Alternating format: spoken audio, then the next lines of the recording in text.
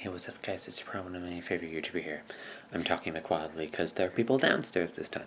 This video is going to be different than most of my videos. The video that I've made that is probably closest to this one is when I read the first books that I ever wrote, like as a very small kid, called Adventures Parts 1 and 2.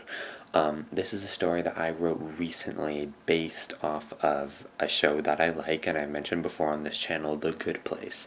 I think that The Good Place is an excellent show. I feel like season 4 was not as good as it could have been. I'm planning to make a video series covering that. Hopefully, I don't know how copyright's going to be with all the footage and stuff like that, because I know that people are stuck to that show now and are for copyright. The point is that I think that the whole point of the show is that they changed the afterlife system from a basic heaven and hell system to something much more reasonable. And I'm not saying that that system is bad. I just think that the system could have been a little bit better. So I'm making my own story that follows kind of the same plot beats as The Good Place, but also has some elements that I've changed. So it is kind of my own story, but since it's so similar to The Good Place, and since it's kind of making fun of religion a bit less subtly than in The Good Place, I doubt that it would get published or anything, so I'm just gonna do it here. And I don't mean to offend anyone. I honestly don't. I honestly don't. When people write stories, they want to do two things, and hopefully even if one of them, then that's fine. They want to entertain, and they want to give some sort of message to the reader. And that's what I'm hoping to do. And this is this isn't I'm just all nervous and stuff like that. This is like my work that I'm giving out, but at the same time, that's kind of what my videos are all anyway. They're things that I made and then I upload them to the internet. I didn't really know what to do for visuals. I was thinking maybe to just have a black screen and just have it be an audiobook, but then I figured, well, if you're going to do that, then you might as well just have the text on the screen so that people can read along. But then I was thinking people might find that boring. So instead, I drew my own pictures. I'm not that good of a drawer. I much prefer to be writing, but I decided to draw pictures. I just did a few, and then I got carried away, and then before I knew it, I'm currently halfway done. I hope that I can finish it by Saturday. It's Tuesday now, and Saturday is when I'm planning to film it, or I'm planning to film throughout the week. You get what I'm... The drawings are not grade A or anything, they're literally just stick figures. I'm not trying to say that I'm a professional artist or something, they just exist to hopefully be some sort of entertainment thing that you can... So hopefully you'll get a better sense of what's happening. I feel like I'm making this way more of a big deal than I need to. I'm just trying to explain what's going on. So I hope that you enjoy the story. Leave your comments down below on your thoughts. We can discuss this, hopefully, like civilized people. And yeah, thank you. Won't waste your time any longer. Bye-bye. Someone, we'll just call him Jacob because why not, dies and finds himself in front of God himself, who demands he tries to justify his horrible deeds on earth and give a case for why he shouldn't be sent straight to hell.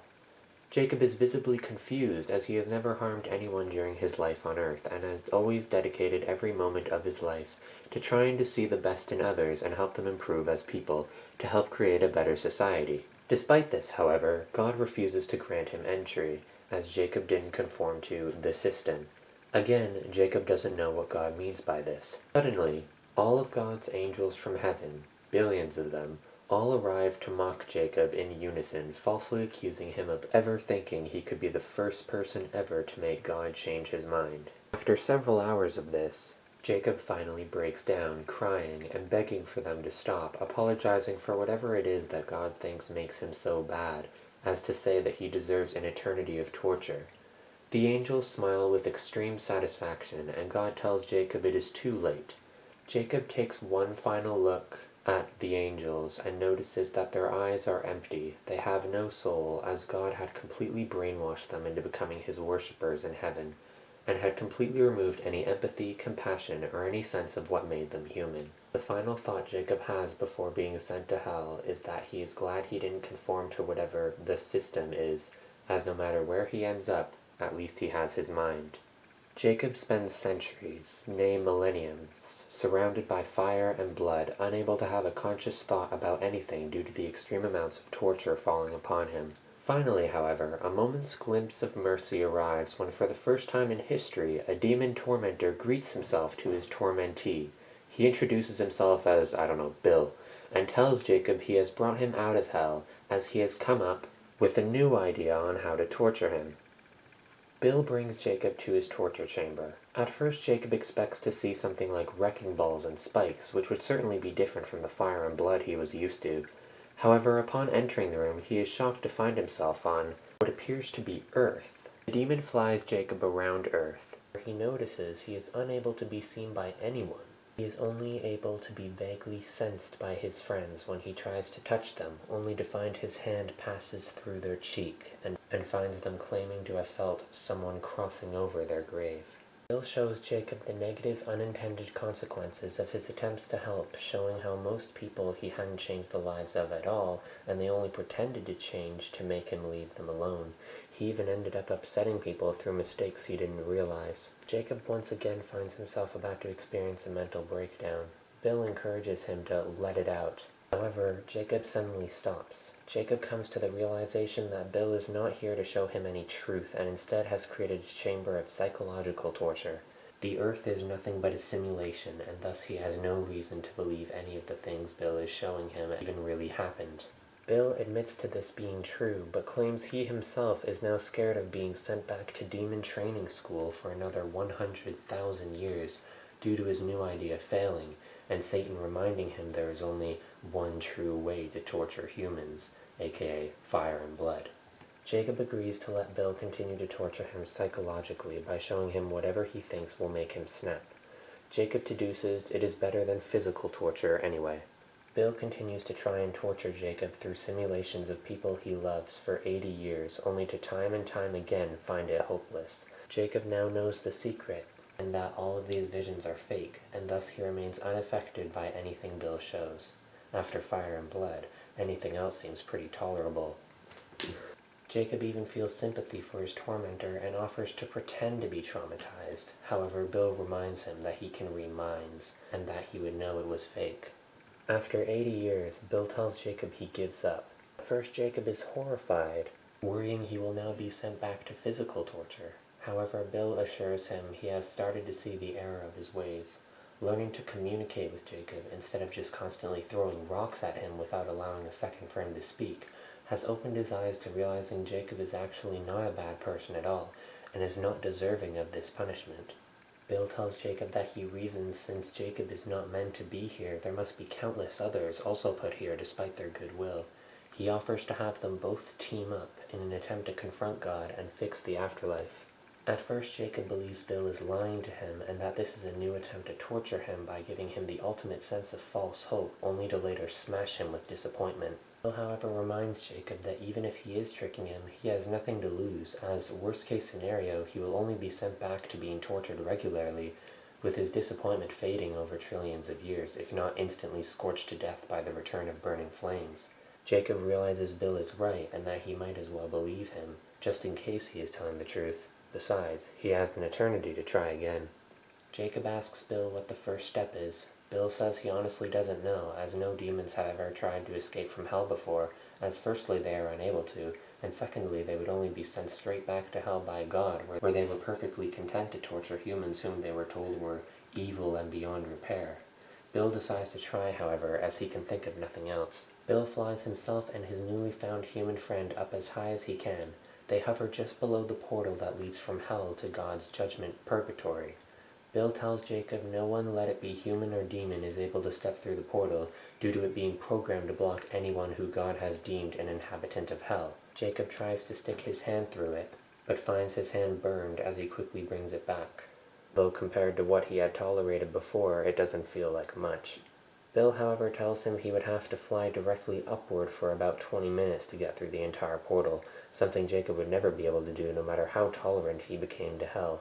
Bill tried to stick one of his claws through for the sake of it, only to find himself shocked to see it go through with no problem. Jacob and Bill deduce that due to Bill's newly found goodwill, the portal now no longer recognizes him as the demon he used to be, and thus will let him through without hurting him. Bill, however, reminds Jacob that while he can bring Jacob along without being harmed, Jacob will have to suffer through 20 minutes of constantly burning. Jacob, however, reminds Bill it will be just like old times, and thus Bill flies himself and Jacob through the portal of hell back to God's judgment chamber. Bill and Jacob sneak around, only to find a book that is claimed by the cover to be the Manual of God's Divine Objective Judgment. Bill and Jacob are about to open it, only for them to be caught by one of God's brain-dead heaven angels. God is struck shocked at seeing someone had actually come through the portal to hell from the other side, giving Bill and Jacob a few moments to make their next move. They realize they cannot stay where they are for obvious reasons. They also cannot go back through the portal to hell, as God will only bring them back out, take the book back, wipe their memories of their time together, and send them back through, leaving them to, best case scenario, repeat exactly what they had done before in an infinite loop. They also cannot try to use Bill's goodwill to get through the gates of heaven, as both God and all of his angels are waiting to capture them. Thus, Bill takes the only other option he sees left and brings Jacob through the portal no one has ever dared to step through before, the portal to Earth.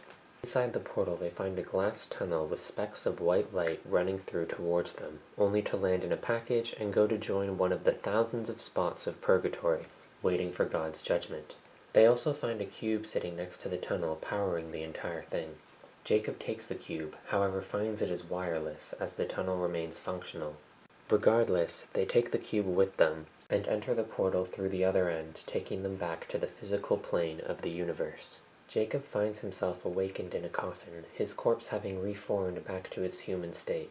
At first he is horrified that he is now buried alive, and believes he will now have to wait until he suffocates or dies of thirst.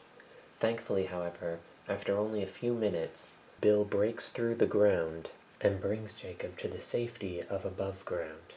Bill apologizes for taking so long, claiming since he never had a form on Earth, he was simply placed onto a random point of the universe and found himself lucky to happen to have landed by Venus, thus rather close to Earth compared to most places.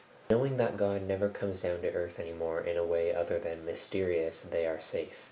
Jacob at first is overwhelmed by the voices in his head telling him to kill himself, but Bill assures him it is only the voice of God trying to get him to return to the afterlife.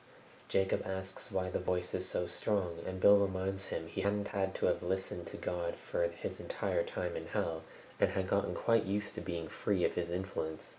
Jacob soon learns to ignore the voice, and they both finally open the manual containing the information about how God judges humans. They immediately realize it is a direct copy of the Bible. Jacob is horrified by this, realizing this means only Christians get to heaven and everyone else from the humblest Muslim to the kindest starving child gets sent straight to hell. He never believed in Christianity himself, and thus he too was sent to hell. Suddenly, other demons from hell come raining from the sky, having also come through the tunnel. They claim to have left their tormentees on autopilot time loop to keep them tortured and away from human thought. They tell Bill and Jacob that God sent them to bring them back, as Jacob has been deemed legal property of hell. They tell them Jacob will be given a new tormentor, and Bill will be sent back to demon training school, where he will not be set free until he is brainwashed back into being a regular demon just like them.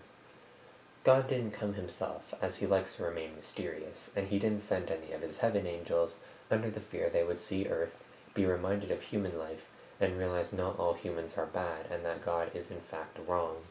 Jacob attempts to destroy the cube that controls the tunnel to the afterlife, but finds it unbreakable.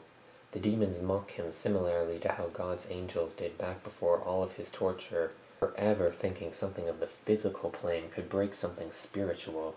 Jacob then turns to the only thing he knows that is spiritual and on his side, Bill.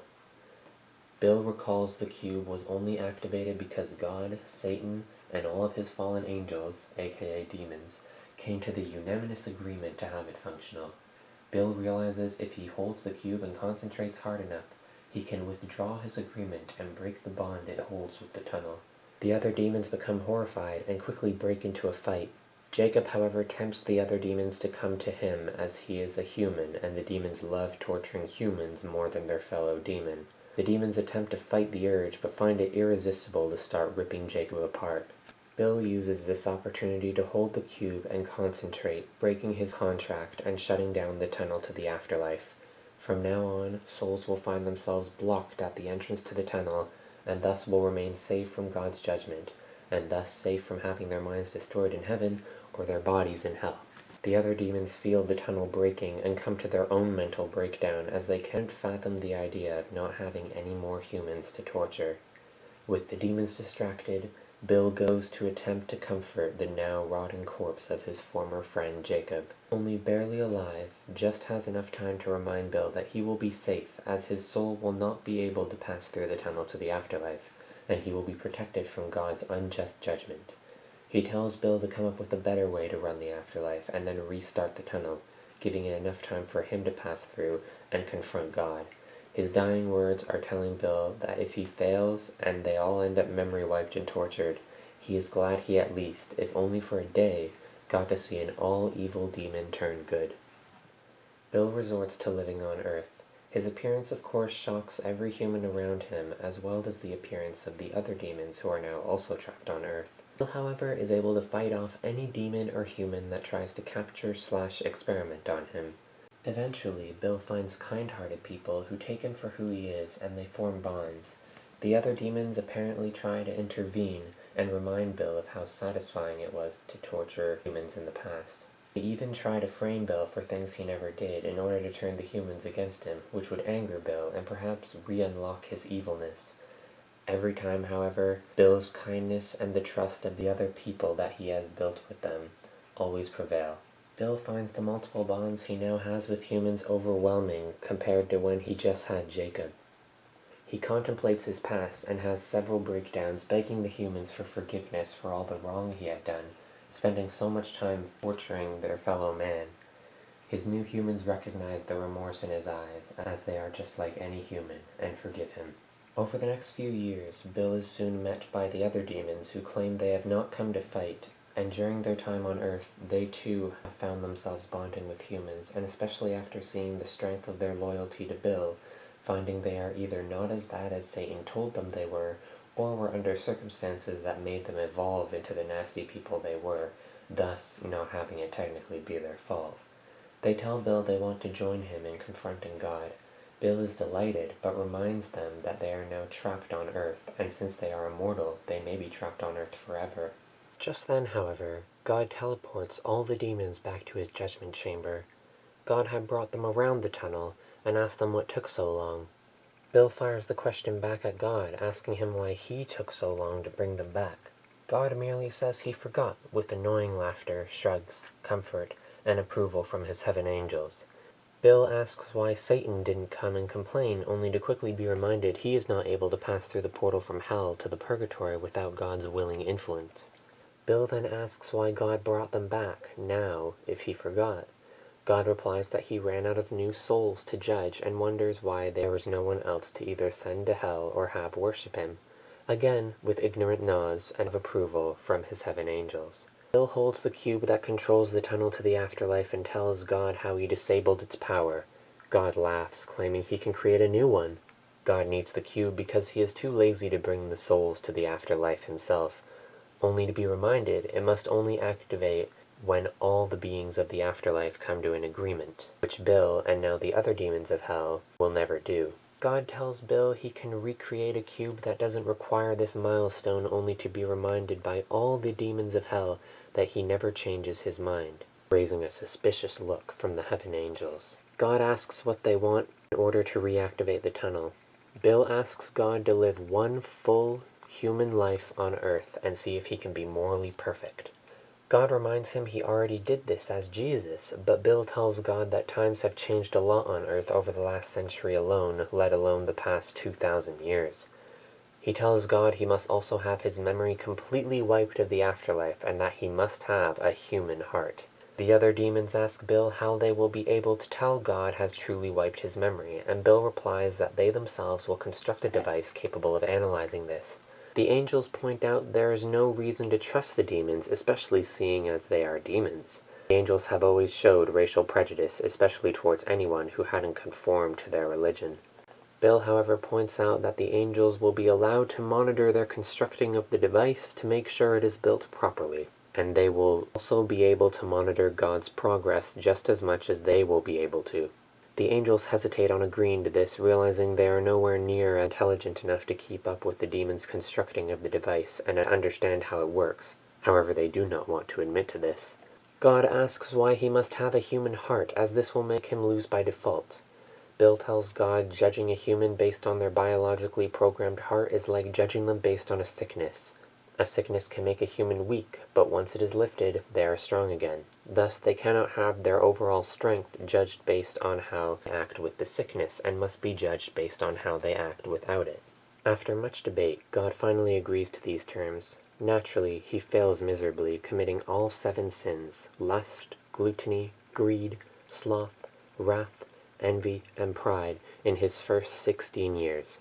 The demons suggest they end the experiment after the first sin, but the heaven angels say to wait. After all the sins are committed, however, the angels finally concede, and they allow an accident to kill him, and God is brought back to the afterlife. God is visibly distraught, having lost. He threatens to have the memories of all the angels and demons wiped back to the beginning so they will reactivate the cube, and all can go back to normal. The demons, however, tell him to go ahead and try to snap his fingers, as they will work together to stop him. The angels join in too, having now seen God's true colors.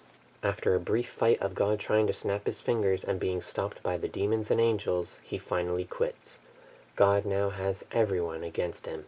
He, however, attempts the only thing left and brings Satan through the portal, asking if they can team up, for old time's sake.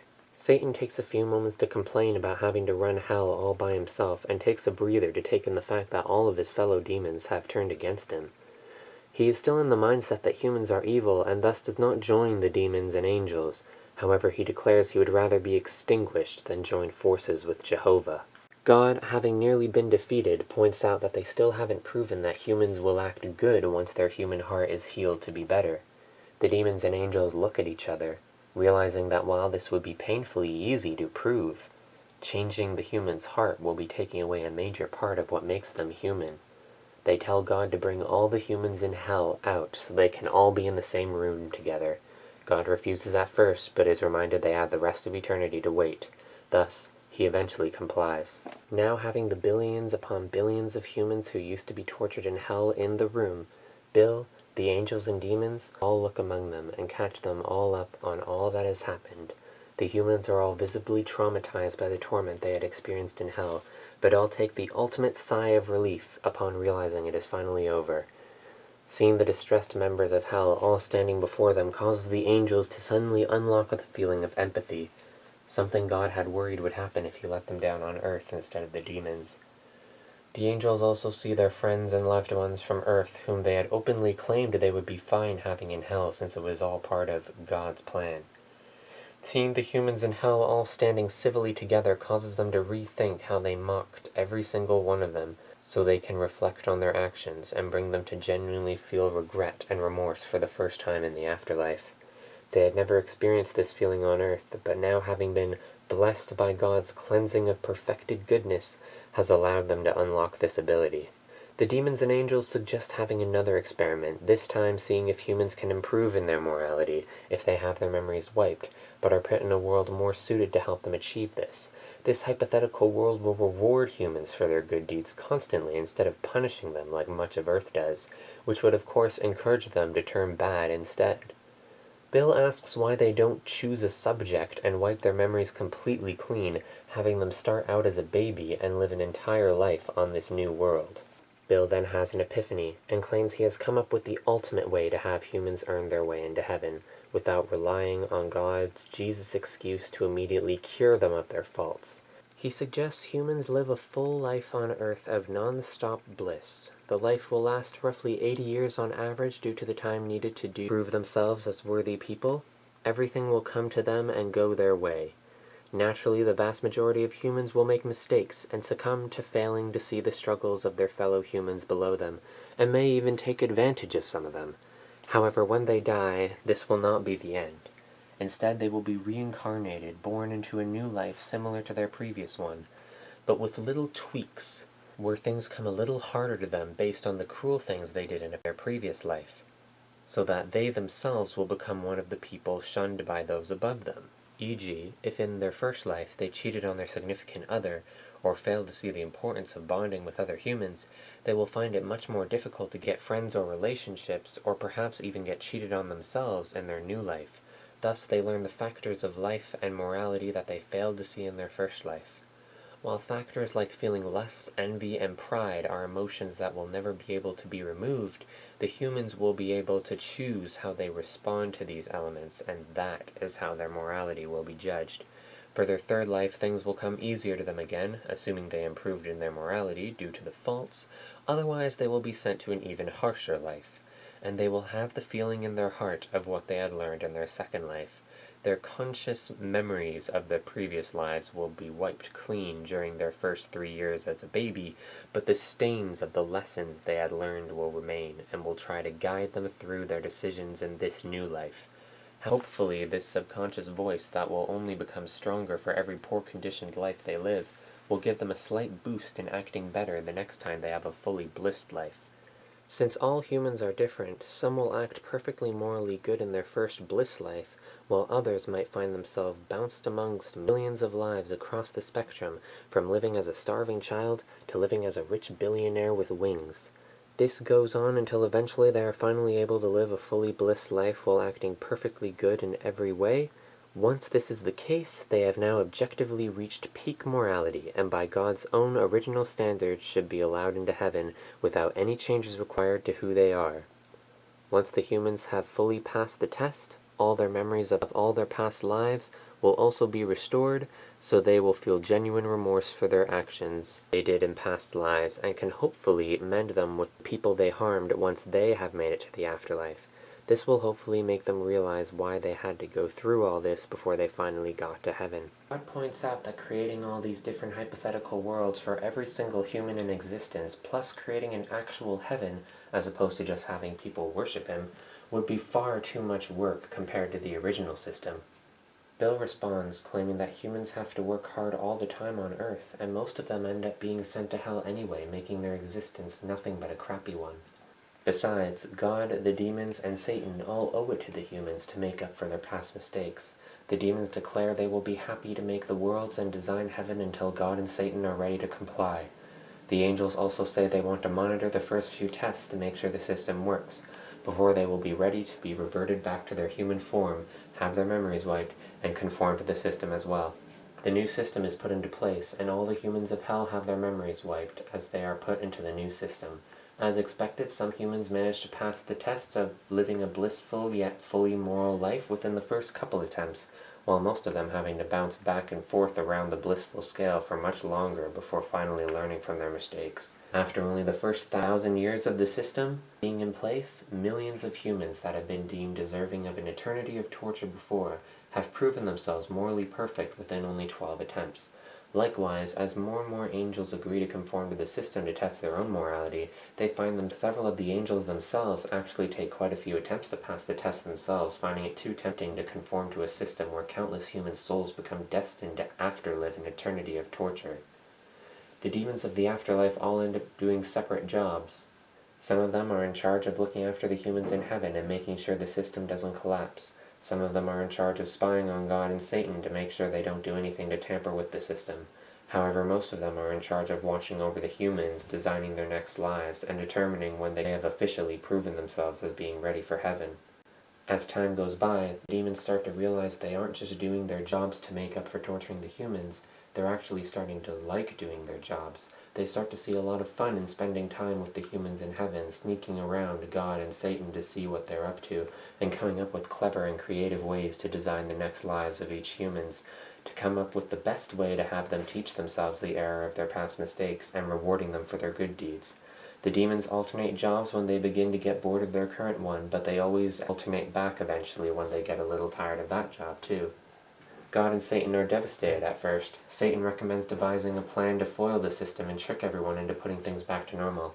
He suggests making the humans ignorant again when the demons aren't looking, and pulling the old forbidden fruit trick again.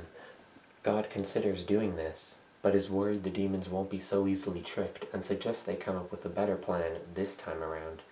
Thousands more years pass, each century bringing more and more people into heaven due to them passing their tests.